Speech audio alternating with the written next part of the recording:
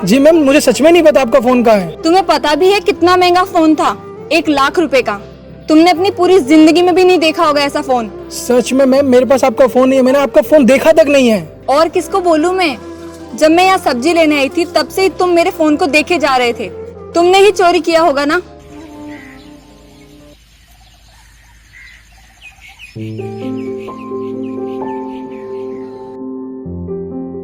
ये मेरी दुकान है। हाँ मालूम है थोड़ी छोटी है, लेकिन इससे मेरा और मेरे परिवार का पेट भर जाता है। इतने पैसे मैं कमा लेता हूँ जिससे हम 2 वक्त की रोटी खा सकें और घर में थोड़ी खुशियाँ आ सकें। हम साथ रहते हैं, बहुत खुश रहते हैं। कभी कभी लोग नहीं आते हैं सब्जी खरीदने, इससे मैं दुखी नहीं होता हूँ, क्योंकि मुझे पता है मेरी मेहनत कभी खराब नहीं होगी, क्योंकि मैं ईमानदारी से मेहनत करता हूँ। अच्छा साक्षी, तुम सब्जी खरीदो, तब तक मैं कार पार्क करके आता हूँ।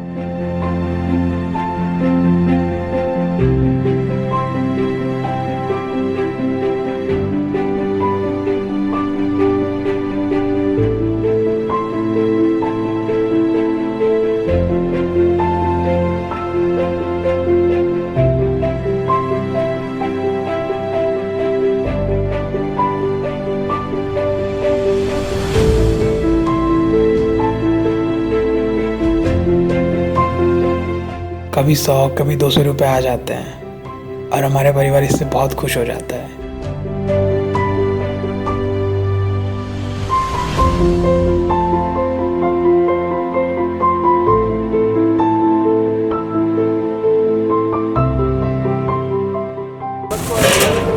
मेरा फोन वापस करो। मैंने कहा मेरा फोन दो, वापस करो। आपने मुझे कब फोन दिया? मैंने तुम्हें दिया नहीं, तुमने उठाया है। मैं क्यों आपका फोन लूंगा? यहाँ से मैं सब्जी लेके गई तब से मेरा फोन गायब है, तुमने ही लिया है। जी मैम, मुझे सच में नहीं पता आपका फोन कहाँ है। तुम्हें पता भी है कितना महंगा फोन था? 1 लाख रुपए का। तुमने अपनी पूरी जिंदगी में भी नहीं देखा होगा ऐसा फोन। सच में मैम, मेरे पास आपका फोन नहीं है, मैंने आपका फोन देखा तक नहीं है। और किसको बोलूं मैं?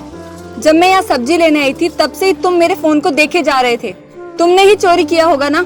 और तुम लोग तो होते 1 नंबर के चोर हो। दिन में मेहनत का दिखावा करते हो और बाद में फिर ऐसे चोरियां करते हो। शर्म आनी चाहिए तुम्हें ऐसा काम करते हुए। निकालो मेरा फोन। मैम, आप मुझ पे गलत इल्जाम लगा रहे हो, आपको शायद गलतफहमी हुई है। देखो, मैं तुमसे लास्ट टाइम पूछ रही हूँ, सही सही बता दो।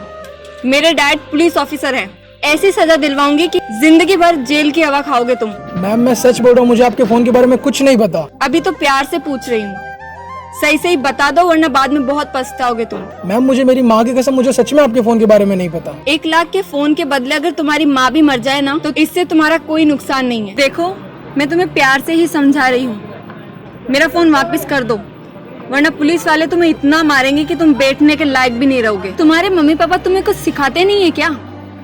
अरे तुम्हारे मम्मी पापा तुम्हें क्या सिखाएंगे? तुम जैसे लोग तो सड़क पे ही पैदा होते हो और सड़क पे ही मर जाते हो। तुम गरीब लोग ना, तुम्हारी नीयत तो खराब होती ही है, ऊपर से चोरी और करते हो।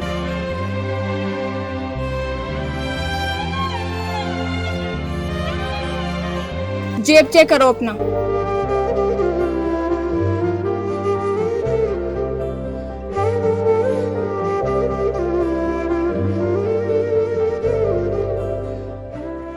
एक नंबर के चोर होते हो तुम जैसे लोग।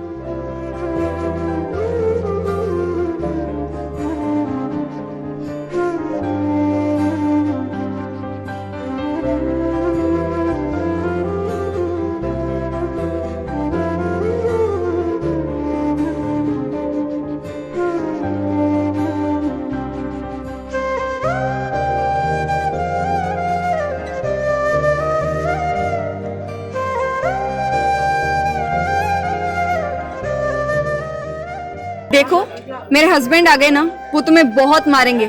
मेरा फोन दे दो। सच में मैम, मेरे पास आपका फोन नहीं है, मैंने आपका फोन देखा तक नहीं है। अरे मैडम, क्या हुआ? परेशान कर रहा है क्या सब्जी वाला? अरे देखो ना, मेरा फोन चोरी कर लिया और दे भी नहीं रहा है। क्यों भाई, चोरी करता है? अभी बताता हूँ तुझे।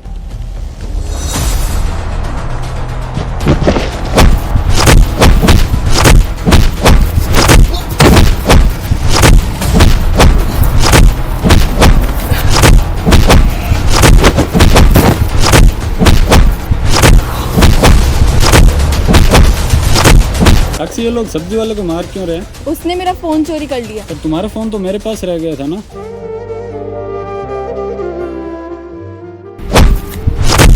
अरे अरे भैया, छोड़ दो इसको, फोन मिल गया मेरा।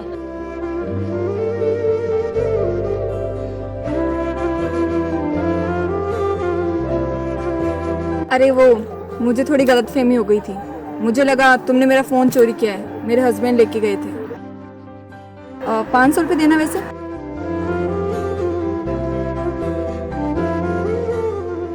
ये लो, तुम्हारे सारे नुकसान के लिए और जो तुम्हारे साथ हुआ। इतनी मार खाने के बाद मुझे सॉरी बोलने की बजाय घमंड से 500 रुपये दे दिया। अगर ये मुझे प्यार से अगर माफ़ी मांग लेती तो मैं शायद खुश हो जाता। लेकिन अमीर लोग कभी भी नहीं समझ सकते हमारी फीलिंग।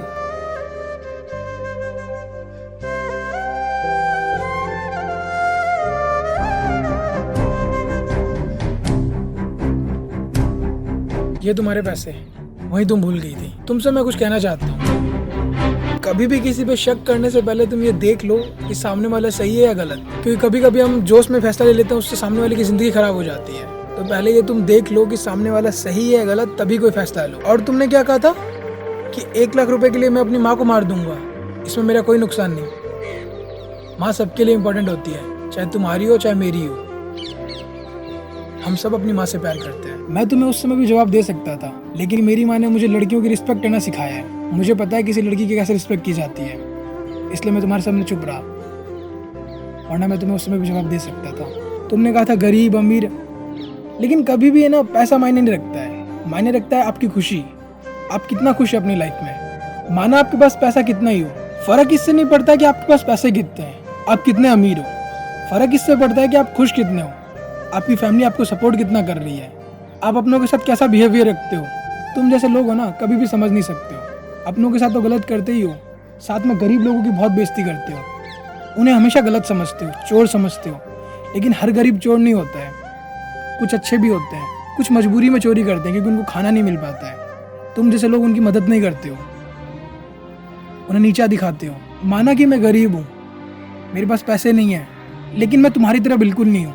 लेकिन जब भी मुझे कोई गरीब दिखता है मेरे जैसा, जिसको मदद की ज़रूरत हो, उसकी मैं मदद करता हूँ। मैं ये नहीं देखता मेरे पास पैसे कितने हैं, बस मैं पूरी कोशिश से उसकी मदद करता हूँ। लेकिन तुम जैसे लोग तो बस अपना वॉलेट चेक करते हो, पैसे हैं या नहीं, बस अपने वॉलेट को भरने में लगते हो, अपनी प्रॉपर्टी बनाने में लगते हो।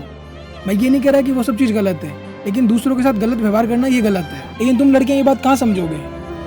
कभी भी किसी को भी बेमतलब तुम नीचा दिखा देती हो, उसे इतना मजबूर कर देती हो कि वो सुसाइड कर लेता है। वो अपनी ज़िंदगी तुम्हारी वजह से ख़त्म कर देता है, क्योंकि तुम लोग उसकी फीलिंग्स को समझ नहीं पाते हो। झूठे झूठे तुम उस पर इल्ज़ाम लगा देते हो। गलती तुम्हारी होती है, लेकिन सारा भुगतना उसे पड़ता है। तुम्हारी सिर्फ एक गलतफहमी की वजह से मेरी मेहनत से बनाया हुआ मेरा ठेला बर्बाद हो गया। अब मेरे पास कमाई करने का कोई जरिया नहीं रहा। ये सब हुआ सिर्फ तुम्हारी गलतफहमी की वजह से।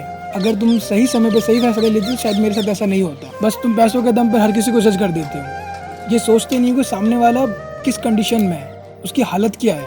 और तुमने मुझे 500 रुपये दिए थे मेरे इलाज के लिए, मैं तुम्हें 1000 रुपये दे रहा हूँ। ये 1000 रुपये मैं तुम्हें इसलिए दे रहा हूँ, आइंदा से कभी तुम्हें कोई मेरी तरह दिख जाए जिसे मदद की जरूरत हो तो उसकी मदद कर देना।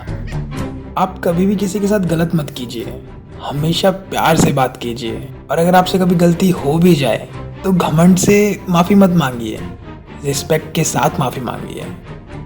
आप हमेशा सबकी रिस्पेक्ट कीजिए।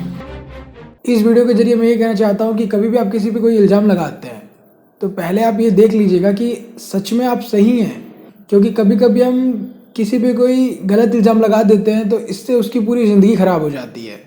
क्योंकि हम ये देखते नहीं कि कौन सही है कौन गलत है, बस हम फैसला ले लेते हैं, जिससे सामने वाले को बहुत कुछ सहन करना पड़ता है, जो कि बहुत गलत है। तो इस कंडीशन में आप पहले बैठिए, देखिए कि क्या सच में वो गलत है या आप गलत है, फिर ही कोई फैसला ले। तो आप कमेंट करके बताइए कि आपने कभी किसी पे कोई गलत इल्ज़ाम लगाया है या फिर आप पे किसी ने कोई गलत इल्ज़ाम लगाया है। तो आप कमेंट करके बताइए, और बाद में आपको गिल्टी फील हुआ हो या फिर आप सही थे तो आप कमेंट करके बताइए। मैं आप लोगों के कमेंट पढ़ रहा हूँ। इस वीडियो को आप अपने सभी फ्रेंड के साथ शेयर कीजिए ताकि उनको भी ये बात पता चल सके कि कभी भी कोई किसी के साथ गलत बिहेवियर ना करे, हमेशा एक दूसरे के साथ प्यार से रहे। मैं आप लोगों से ये कहना चाहता हूँ कि हमारे 1 मिलियन की फैमिली में सिर्फ 30,000 सब्सक्राइबर कम पड़ रहे हैं, और अगर आप लोग सच में मुझे सपोर्ट करना चाहते हैं तो प्लीज़ जाइए यूट्यूब पे और हमारे यूट्यूब चैनल को सब्सक्राइब कीजिए ताकि जल्दी से 1 मिलियन सब्सक्राइबर हो सके, क्योंकि आपके सपोर्ट के बिना ये पॉसिबल नहीं है। तो आप जल्दी से जाइए, सब्सक्राइब कीजिए और हमारे फेसबुक पेज को फॉलो कीजिए, इंस्टाग्राम पे फॉलो कीजिए। अगर आप लोगों को वीडियो अच्छी लगी है तो लाइक कीजिए, सब्सक्राइब कीजिए और शेयर कीजिए और कमेंट करके बताइए कि वीडियो की क्या चीज़ आपको सबसे ज़्यादा अच्छी लगी थी। हमेशा ऐसे मुस्कुराते रहिए, खुश रहिए। Thank you.